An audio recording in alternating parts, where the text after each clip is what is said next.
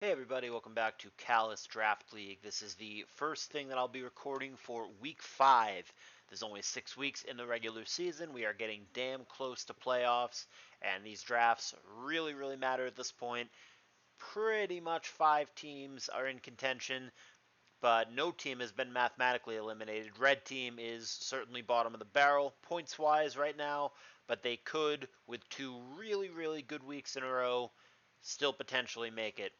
And indeed, this will feature the red team. It is, in fact, the team captain of the red team, Tonionie, is going to be our player 1 in this draft, and he's going to be against DarthTyros of the purple team.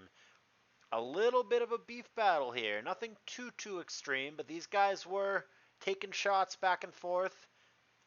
Little exchange of words between them in the Discord server, and they specifically wanted to play against each other, so they arranged it so that would be the case. Here's the match that they wanted. I think more so Tyros than Dawn, but either or. And we'll see how it goes. As you can tell, this is the individual draft format, not the team draft format. So, gonna build 3 teams out of all this stuff, and then I will, of course, narrate the set if and when it happens. On that note, why are we missing a set from last week? Because it didn't end up happening. Volta and Seldenami. Seldenami did indeed end up simply quitting the tournament. No comment, I guess. Don't have anything nice to say, don't say anything at all. But that is why you guys don't have that video on YouTube. So, with all that out of the way, let's get into it. It's going to be the first ban for Dawn. Like I said, he's our player 1 on the left, and he's going to remove Celebi. But DarthTyros has his own way of thinking of things, as he always has. Sometimes it works, sometimes it doesn't, but something you've got to give him props for. He will consistently march to the beat of his own drum, as demonstrated by this weird ban. Vaporeon.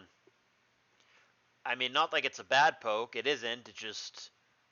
no one bans that. It's not a top 10 or even a top 15 poke in the format, it's just like, good, and feels like a weird thing to ban, but it's Tyros.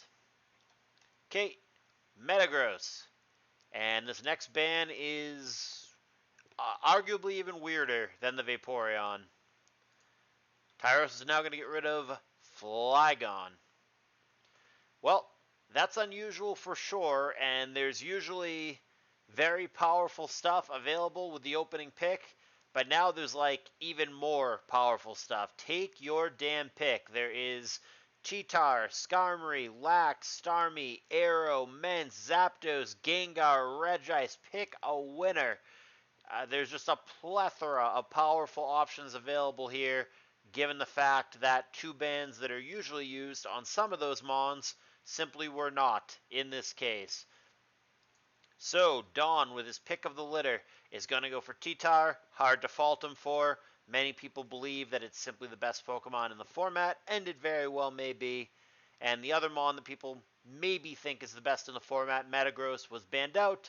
So, I think Cheetar is a pretty straightforward pick here.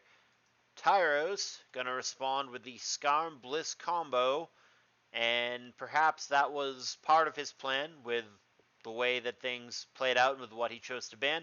Now, I don't know why he specifically would have chosen these Pokemon. I know that he loves Regirock, and Flygon generally beats it, so, like, there's that, but I don't know if that's really enough of a reason to ban something. But yeah, I mean, if he was trying to push Skarm Bliss through as his first double pick, I guess you succeeded. But like I said, this is going to be an even stronger than usual opening round for both players because the amount of power available that is not normally there. So Dawn is going to go with Starmie and Gengar. Hard to argue with those, 2 of the best things available. And then, of course, Starmie being a spinner specifically into Skarmory. Hard to argue with that pick. On the flip side, it is going to be Salamence and then Lax. And again, this is later than we normally see a Lax, but it's just nature of the beast, given the way that the bans went. I don't think that these are necessarily targeted or aiming at anything in particular, but it is worth noting that two of the best special walls have ended up with Tyros here, so I wonder if that's going to prompt Dawn to over-prioritize, and by that I mean grab right now Regice, so he's not completely locked out of the premier special wall wars. And indeed, he takes a special wall and a poke that can be a special wall. He's going to go Zapdos Regice here. Zapdos in a pinch, you can go Spedef and go Rest Talk or what have you, and that'll be fine. And then Regice, likewise, is obviously one of the premier special walls in the format. I would say pretty clearly Blissey, Lax, Regice are the big three. And then, of course, there are things like Celebi, like Zapdos, like Umbreon, like Registeel, whatever, that you can make into a special wall as needed. As far as these picks in particular, they're both special based offensively, and neither one is great into the Blissey or the Lax on the other side, so I guess it doesn't thrill me in that regard, but I just don't think it's a big deal. I just don't view it like that. I'm viewing the Regice more as a wall, and like I said, trying to not get locked out of the premier special walls, so I would certainly take it there if I were Dawn as well.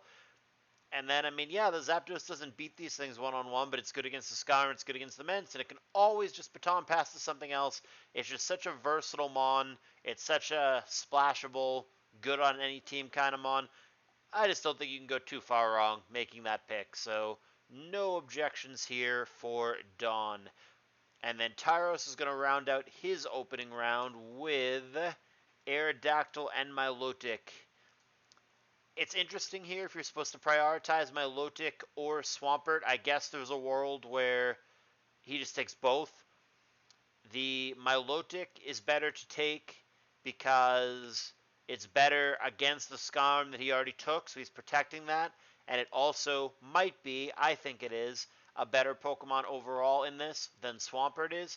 However, you are giving your opponent Swampert when you're the Aerodactyl drafter, and also there's an argument to be made that you want Swampert into the T-Tower on the other side. So it's interesting here. I mean, I think Dawn for sure takes Swampert now, but I also think that if hypothetically Tyros had gone Arrow and Swampert rather than Arrow and Milotic, then I think that Dawn would for sure take Milotic now. So I think either water that he doesn't take is going to get taken on the other side, and I don't think there's any way around that. Only thing that he could have done, if he's willing to give up Arrow, I'm not saying that he should or shouldn't, he would be giving up the dangerous Arrow Tower combo, which is risky business, but something Tyros could have done is taken both Swampert and Milotic here, which I don't hate. Bulky waters in this are just good, period. There's an argument that maybe as a whole they're a little bit overvalued because there's so many of them, and you can go down the depth chart. I mean, granted, one of them, Vaporeon, is banned out, but whether it is Milo, Swampert, Vaporeon, Slowbro, and there's even a couple more after that, Blastoise if you're willing. The bulky water roll is somewhat easy to replace. That doesn't mean they aren't good or aren't valuable, but they're not like a super duper hot commodity, whereas things like special walls or things like spikers that don't blow, there's very few of those and they dry up far more quickly. But the whole format is just a balancing act of pick and choose and what you're willing to give up and what you need to prioritize and so on and so forth. But yeah, like I said, whatever water Tyros doesn't take here, Dawn will almost certainly take, and indeed that is the case. I think he would have taken Swampert either way, but certainly with the Arrow pickup on the other side, you're going to grab that. So he's going to go with Swampert and Fori here, which makes perfect sense. Of note, that is a second spinner for Dawn, whereas Tyros currently has none. And we go on to bans. I don't like this ban at all. I actually think I despise this ban. I think it's real bad. He's going to ban Hariyama. That doesn't make any sense to me. I get that he has Blissey and that he has Lax and that he doesn't want to play against it, but why wouldn't you take Hariyama when you're playing it? I mean, T-Tower alone is enough of a reason, but when you're playing against T-Tower and Regice, why wouldn't you take Hariyama? I don't care for that ban at all. Definitely would have taken that, or at least force my opponent to ban it. And if he doesn't, boom, right here, Hariyama, for sure. Definitely think you should have considered grabbing it rather than banning it, so I'm not on board with that one. On the flip side, it's going to be Alakazam. The logic here, I would imagine, is he's probably not going to take it for himself because it's not great into the Blissey or the Lax. So if it's something that's not a high priority for him to take, but it's reasonably good against him, which I think is the case, then you get rid of it. So that is sensible in my mind. It's another weird one, but Tyros is his own man. He's going to remove Cloyster, which, I mean, he's got no spinners right now, and his opponent's already got 2. Is he trying to cut himself off of spinners? Because that, I think, is what's going to start happening here. And then Dawn is just going to respond, okay, let's just ban out the spinners. Works for me. He's just going to ban out Claydol. I mean, he's already got 2 spinners in Starmie and Fori, and then Tyros just did him a favor banning out another good one, and then Dawn is, all right, I'll ban out one too. That works for me. No objection. Banning out the doll also protects his T-Tower and his Zapdos a little bit, but the spinner problem seems very real now. All of a sudden, if Tyros wants spinners, we're looking at Dawnfan, Blastoise, Tentacruel, that kind of thing down the road. Or he's just going to have to go without. So I'm fine with the picks so far for Tyros, and they both have strong teams, obviously, with the weird round 1 bans, but I don't agree with either of the round 2 bans that Tyros make. The Hariyama, like I said, I would have grabbed that rather than banned it, and the Cloyster, I think, is hurting him more than it's hurting his opponent. Like I said, cutting himself off of spinners. 4 of the best spinners are already gone, and now Tyros is either going to have to use a crappy one or simply go without. That being said, I think Dawnfan should be a very real consideration given both the need for a spinner and the fact that there's a T-Tower on the other side. Wouldn't take Dawnfan right now, but I think down the road it's a mon very much worth considering. In the meantime, the double pick is Regirock. What a surprise. And also Medicham. The sarcastic what a surprise for those of you who have not been following a bunch of these, and there's a lot of them, so I don't blame you if you haven't watched every single one, but between CALLOUS Draft Duel, the tournament that I ran before this, and then CALLOUS Draft League, which is what you're watching now, DarthTyros has made it very, very clear in this format that he rates Regirock very highly and takes it over a lot of things, and here is yet another example of that. As far as how the Regirock is going to be in this specific matchup, too early to say. Obviously good against the things that are weak to rock, Zapdos and Regice. Obviously not so good against Swampert. Fine against T-Tower, not so good against Starmie. So kind of a mixed bag. But Regirock is a good poke in general. I don't know if I have it as top 10 the way that Tyros does. That seems a little high to me. But I do think it's like top 15 or so. And I think all 3 Regis are legitimately quite solid in this format. So no problem picking up Regirock at this stage of the draft. And Medicham, in my mind, is one of the only 2 pokes, Medicham or Yama, which function quite differently. That could be argued to be the best fighter. Definitely a Medicham fan as well. Again, I see things that it's good against over here, things that it's not good against over here. Regardless of that, it's a mon that I rate very highly in this format. Dawn comes back with Heracross and Raikou. Yeah, Heracross fighters in general seem like a very legit threat against Tyros with the double normal and the fact that Heracross could like focus punch, for example, against the Skarm, also sets up against the Milo. I mean, Mence is really the only thing over here that's like pretty good against fighters. The rest of the stuff, pretty hard time. So I like the Hera, and I wouldn't be shocked to see him down the road dip into another fighter as well. As far as the Raikou, I'm not as sure about that. Yes, there are things like Skarm, Aerodactyl, Milo on the other side that want no part of a Thunderbolt. But he also has the Blissey and the Lax, and also Dugtrio. Not that I love that poke, but it is still floating out there if you're truly worried about it. I guess the Claydol ban helps a little bit with Raikou, but little high for me. I think me personally, I probably would have waited to get that later. I do think that these guys should now over-prioritize Weezing since they both have a damn good reason, whether it's hitting the Lax or whether it's the Heracross, to scoop up that poke. In doing so, they would be both hosing a big threat on the other side and also protecting one of their mons on their side. So I would like to see Weezing get picked up in the next couple picks, but what do I know? These next 2 picks are not Weezing, but they're very good. It's going to be Dragonite and Gyarados, both pokes that I rate very, very highly. Gyarados into Zapdos isn't as big a deal in this as it is in the team format, because there's only a 1 in 3 chance that you even get that matchup where you bring the Gyara and they bring the Zapdos. In the team format, the Zapdos is like always coming. No one will ever, ever, ever cut a Zapdos from their team, so I would question taking Gyarados into a Zapdos player in the team format a lot more. But in this, totally fine, and I rate Gyara seemingly quite a bit higher than most people do, just as in general, but I'm a big fan of it in this format, and basically in any draft format. And then Dragonite, you guys already know, greatest Pokemon of all time, never going to object to that pick. So, yeah, solid, sensible round 2 thus far for Tyros. On the flip side, Registeel, the last Reggie taken, and then Jolteon, so triple electric here for Dawn. An interesting plan, to be sure. And there are plenty of things over here that do not want any part of a Thunderbolt. It's just so weird that it is played out in such a way to where it's just so lopsided, to where all the electrics, all the viable ones anyway, ended up on one side.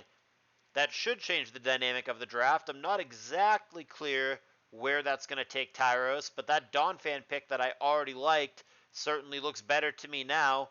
And, I mean, Tyros did the favor of, like, banning out the Flygon. Not that he knew all these electrics were coming, but there's only so many good grounds. And Claydol is banned. Swampert is on the other side. Flygon is banned. I'm not exactly sure how he wants to deal with this. Celebi would help against the electrics, but same thing, it's banned. He's going to need something, whether he goes down the grass rabbit hole or grounds or finds some other way. Maybe he takes Umbreon or something, but he's going to need a much clearer answer for these electrics. Right now, I think they are a big issue, and 2 of them, even if you can wall them, can just baton pass away. So, see how he deals with that, but it is of concern, in my opinion, if I were drafting in Tyros' seat. For now, he's going to go with Houndoom and also Weezing. I like these picks. Like I said, I think that Tyros has had a strong second round with all picks that are sensible to me. The Houndoom is obviously good against the Gengar, first and foremost, but you're also taking it into someone with Regice, Heracross, and Registeel, all of whom, as you know, are weak to Fire. And Fire, I think, in general, is one of the very best attacking types in this particular format. I think Doom probably still a bit underrated in this, and mid to late round 2, I think, is a perfectly fine place to pick Houndoom. And then the Weezing we already discussed, but if we're going to be fighting over fighters, pun intended, then Weezing is going to be helpful, and then you're also protecting your lax in doing so. And it's one of those mons where you can't go too far wrong. You can customize it to an extent, and it will have some amount of use in basically any matchup. I'm a Weezing fan. Again, that's a poke like Gyarados that I think I probably, generally speaking, rate higher than most people. But I'm happy with the Weezing pick. It makes sense to me, all circumstances considered. Going to be rounding out round 2 for Dawn, Dugtrio plus Jinx. The Dugtrio, I think, a necessary evil here just to protect his own stuff. He's got a Cheetar, a Heracross, a Raikou that all want absolutely no part of that. To a lesser extent, I guess the Registeel wouldn't either. So the Dugtrio is pretty strong against his team. He may also run it since he has like Boomguard, he's got Jinx now, and he's got that kind of offense where Dugtrio in the back makes a ton of sense. But even if he doesn't end up running the Dugtrio, and to be very clear, I think he probably will have it on some team somewhere, but even if he doesn't run the Dugtrio, I think it's very good there to pick it up and get it out of the way.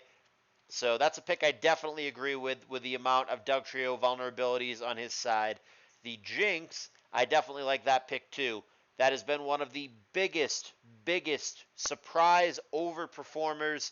We've seen multiple games where the Jinx wins on its own, where it just leads and solos. Thing is a beast in this format and requires very specific counters. And yeah, I mean, we're starting round 1 might be a stretch, but maybe it's not. I think Jinx in round 2 at the latest should pretty much become the norm with this format at the rate that we're going. And there is a world where I don't hate Jinx at the end of round 1. It really has been that powerful so far in this format. If it turns out that we just aren't countering it well enough, we are rating it a little too highly, I'm open to that. But it's just gone up and up and up and up on my personal tier list as this format has moved along, and I really think this Mon is very good. And like I said, I think round 2 is the absolute latest that should be picked in every single draft. So finally, concluding this round, this is not what I expected. I liked everything that Tyros did in this round up until now, where I kind of pause and wonder. He's going to go with Dusclops and Gardevoir. I'm not clear on why that is. Dusclops generally, not always, but mainly its purpose is to protect spikes, which, I mean, it still could. He's got Skarm, which is his only spiker right now. I guess he could pair those and, you know, play it with the Blissey or whatever and just take it in a very stally direction. I don't know. It doesn't blow me away. I mean, even if Dusclops has a purpose there, I don't know that it was a necessary pick or that it's the best or most important thing that he could have grabbed given what was available.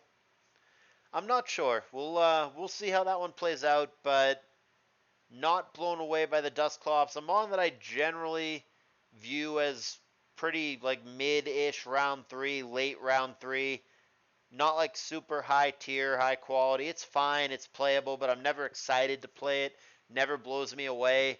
And just having as little HP as it does, I feel like it always runs into problems, even though it's supposed to be bulky.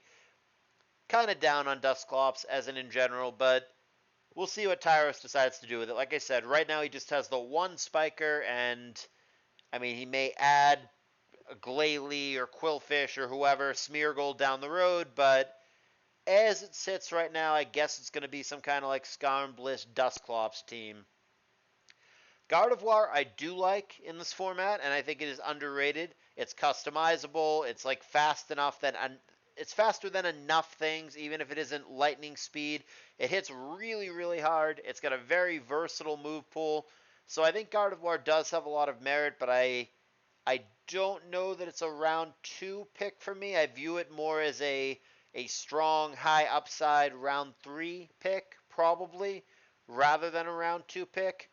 I don't dislike the Mon, but I wonder if there's not something better available right now. I can think of a couple Mons, again, like Glalie that I had mentioned before, that I personally view as more powerful and more viable than the Gardevoir, but I do like that Mon for sure. Like I said, just a little early for my taste, but it's a Mon that I think the community as a whole probably doesn't rate highly enough as we sit. So let's go into the final round of bans. Dawn, understandably, with his triple electric spam, does not want to play against Steelix. That makes sense to me. Out it goes. Tyros is going to remove Blaziken. That also makes sense to me. I think fighters are pretty good against him. He's even picked up a couple additional fight weaknesses, though to be fair, he also has fighting resists in the Medicham, Dragonite, Gyarados, Weezing, and Dusclops, and Gardevoir. So I don't know that Tyros is boned by fighters. In fact, at this point, he has as many, actually more fighting resistances than he has fighting weaknesses. But Blaziken, as we know, like Jinx, is a dangerous Pokemon that can and has won games entirely by itself. So I'm totally fine just not wanting to deal with that, giving it the respect that it's due, and taking it out of the pool. And Dawn is pretty committed to protecting his electrics. He gets rid of another potential electric hoser in Camerupt, which again I am totally fine with. He gets it. He understands the format. He's protecting his assets. Not only does he have multiple fire weaknesses, but his electrics hate that guy, trying to choke Tyros out of options to deal with the electrics, and Going into round 3, that would be my overall biggest commentary, my overall biggest concern. These electrics have been there for a while. Tyros knows that they're there, and he just isn't addressing them. I don't know what exactly his plan is, but I mean, Blissey will probably maybe shut down one of them in one of the games. But even then, like even if it shuts down like the Zapdos, you might just get Zapdugged. Or if it shuts down the Jolteon, Jolteon's just gonna pass to Heracross or whatever. But even if you have the Blissey beating one of the electrics in one of the games, not a guarantee, but for argument's sake, let's just say that it does. I don't know what the plan is for the other two electrics in the other two games, because the only thing even close to a special wall other than that is Lax, which, like, maybe, but with spikes or sand or whatever, Lax is not always the durable special wall that you're hoping it will be. Nevertheless, Tyros is going to remove Smeargle from the pool. Sure, I mean, he hasn't seemed overly concerned with the Spiker Spinner War up to this point, other than his very first pick, Skarmory. He's not touched a Spiker or a Spinner this entire damn time, unless you count banning them. And like I said, the Spiker Spinner option's fairly limited at this point. Glalie that I think is probably better than a round 3 Mon and should be highly sought after in this third round. But the Spinner options, while playable, are varying degrees of mediocre. Like I said, Donphan, Blastoise, maybe Tentacruel among the better choices available. So Don will kick us off, and he will go with, I forgot about this guy, but certainly an option as well, Armaldo and Glalie. He's going to take both a Spiker and a Spinner to kick off this third round. I'm not sure, there we go, not sure where my image was, there it is. Armaldo and Glalie. So Armaldo has been a common pick into Lax, as we know, because it can one-on-one directly counter that. And it is a Spinner, which he is very, very much choking Tyros out of. And the options are getting fewer and fewer. I think Tyros really, really, really needs to take a Spinner right now. I wouldn't even hate it if he took 2 Spinners. If he went Donphan plus Blastoise here. But I think he really, really can't wait any longer and needs to grab a damn Spinner or he's going to have a tough time. And then Glalie, in my mind, is clearly far and away the best Spiker still available and was a pretty no-brainer pick. The Spiker Spinner war currently dominated by Dawn, and we'll see if Tyros has just thrown in the towel on that and is just going to go ham, which is something we've seen him do before, or if he's going to try to fight the good fight. His response is Donphan, much needed. And not Blastoise, Sceptile. Sure, I mean the Donphan, like I said, very, very much needed. And yeah, I mean honestly, I mean Dawn maybe might have picked that up sooner rather than later just to cut Tyros off from it if he didn't take that. So very urgent, very critical that he grabs that. Glad for his sake that he did. Don't know that it's enough, but it's a starting point. And then the Sceptile, I guess, will do as well. Like I said, Blastoise could have been picked as a Spinner, but he really, really, really needs to deal with these electrics. So taking a Grass Poke like Sceptile is a good start. I wonder if Venusaur or something to that effect is coming in our future. He still definitely needs more help against the electrics as far as I'm concerned. Dawn is going to go with, oh, I like these picks, Lapras and Sableye. Lapras is a Mon that I have been telling people for weeks and weeks that I think they're underrating and sleeping on and that they should try and that they should take. And, I mean, I have no clue if that influenced Dawn or if he's doing this entirely on his own, but I'm glad that someone's giving Lapras a chance. I don't think it's an amazing poke. Round 3 I do think is where it belongs, but I do think it is very underrated right now. And by underrated, I mean basically up to this point, no one has picked it or used it at all. And I certainly don't think it's that bad. And I certainly think things that are way worse than it have been picked and used multiple times. Lapras is not as slow as you think it is, or as it looks like it may be. And it has useful moves like Roar and Perish Song. And Surf and Bolt Beam, it's really not bad. It's actually quite bulky, especially in a sandless game. It could be a rest hawk user. It really has a lot of utility. I'm telling you, I think Lapras is pretty decent in this, and I think it just needs a chance to shine. And perhaps this will be the set that I can demonstrate to you that Lapras is the real deal.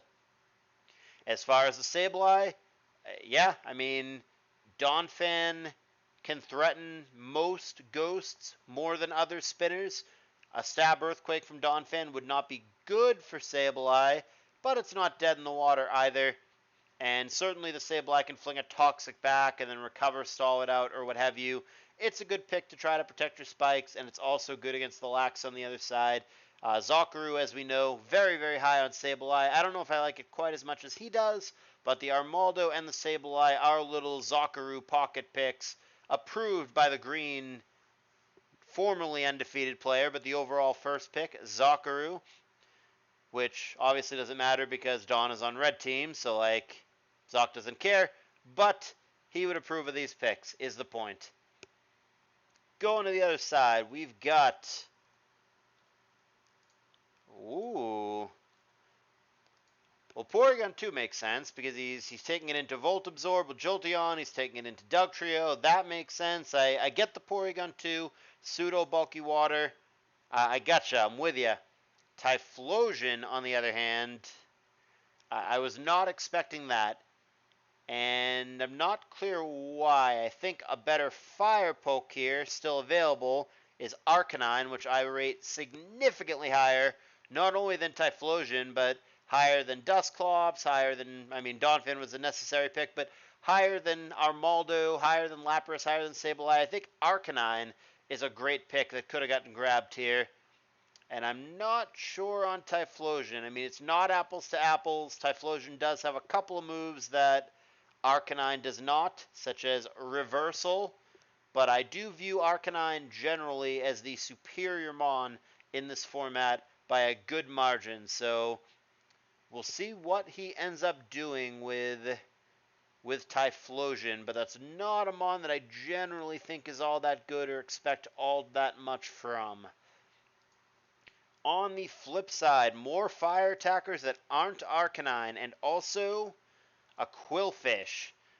So Don is threatening to have spikers on all three of his teams if he actually plays the Qwilfish, which normally I'm not a big Qwilfish guy, and normally I don't think you need to have spikers on all three teams. I think one or two is enough, certainly two is enough. However, when you are against an opponent who has only one Rapid Spinner, it's very tempting. It's very difficult to not run all three spikers and just have that massive advantage in each game. And I think whether or not the Qwilfish ultimately gets played really depends on Tyros here. If he picks up Blastoise, Tentacruel, whatever, in these last couple picks, then he probably won't see the Qwilfish. But if this is it, and if he doesn't take a single additional spinner for the rest of the draft, if his one and only spinner is the Donphan, then you betcha you're going to see that damn Qwilfish, and you are going to be playing against Spikes all three games. As far as the Entei, I don't know that I understand that pick. Fire does not blow me away as an attacking type into Tyros. I'm not immediately at a glance seeing the matchup where you think Entei is going to go bananas and just sweep. I think between Milotic, Snorlax, Blissey, other Fire Resist, Dragonite, Gyarados, Typhlosion, whatever, Donphan, I'm not really seeing where Entei is going to go bananas and sweep the game. I think the Entei will probably just not end up getting played, but always open to be surprised. On the flip side, double Swift Swim, Kingdra and Ludicolo in a little bit of a burst at the end here. And maybe, I suppose if Don has a weakness with the way that he's drafted, I suppose it would be that he is not that padded as far as special walls. He has Registeel and Regice that will almost certainly be on different teams. And then I guess he's kind of sort of lacking a third one, maybe Zapdos, but it's looking like one of these teams is just going to be some kind of like Jinx, Dugtrio, Raikou in the back, whatever. Just a very aggro team that probably leads Jinx, and a team that's like that offensive probably doesn't need a traditional special wall, so I think he's going to be able to get away with it. But yeah, I mean, Ludicolo plus Kingdra, if Tyros has his own very aggro team in mind, having those in the back, try to turn the tables, try to catch his opponent with his pants down without a special wall, it's an option. And finally for Dawn, he's going to give us a little normal love. He's going to go double normal. In fact, Tauros and Ursaring find Gloomons. It's weird to me that it's these rather than Miltank and Kangaskhan, one or both of which, certainly Miltank, but arguably Kangaskhan as well, are probably better than these Mons. So it's weird to me that like Entei and Typhlosion got picked, but not Arcanine, and that like Tauros and Ursaring got picked, but not Miltank. Don't know that I personally agree with those decisions, but Tauros and Ursaring, regardless, are fine Gloomons and can basically be thrown onto any team. As far as normal resists, I'm seeing 3 of them at a glance. 4, in fact, Skarmory, Regirock. I wasn't counting Aerodactyl, but like fine Aerodactyl. And then obviously the Dusclops. So is CB normal going to be amazing? No. Is it ever going to be bad? No. One good thing about the draft that Don has here is I don't think it's like super clear. I don't think he has like a 19 or 20 mon draft. I don't think it's super clear that there's 1 or 2 things that are not realistically coming or that have a very, very low chance of coming. I think all 21 of these mons do have a shot to make a team, and he's got pretty mix and matchy, customizable options as he sees fit. So that's one thing that I do like about Don's draft. And then finally, Meganium coming down for Tyros, which I guess is a last-minute attempt to address this electric issue that I don't think he fully, truly addressed, but Meganium helps. It's bulky, it has recovery and synthesis, and then it can also set screens, so perhaps that will be a supportive piece that tries to combat the electrics. So my overall takeaway on this draft, it's just really weird to me looking at the types and the things that did get taken versus what didn't. Like I said, weird to me that Entei and Typhlosion are taken, but not Arcanine. Weird to me that Tauros and Ursaring are taken, but not Miltank. Weird to me that Meganium is taken, but not Venusaur. And I also wonder if Umbreon could have served, I mean, really either player. I think that another special wall for Dawn would have been a safe choice. Breloom and Machamp, for example, went untouched in this, so neither player went like fighter spammy the way that we sometimes see them do in this format. So I think that Umbreon would have been a nice pickup. And then for Tyros, he could have used that as another way to harass the Gengar on the other side. It would have been an additional special wall for him as well. And I think passing Wish to some of his heavy hitters could have been desirable as well.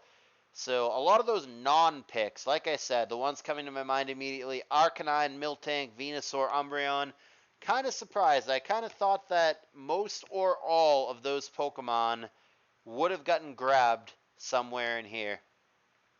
But yeah, I mean, that out of the way, looking at the things that were picked, looking at what we are dealing with, I don't think this draft is a blow-up, but I'm going to give the advantage to Dawn. I think that there are 2 key advantages to Dawn's draft that I can't really get around. The first is that he overwhelmingly has dominated the Spiker Spinner war.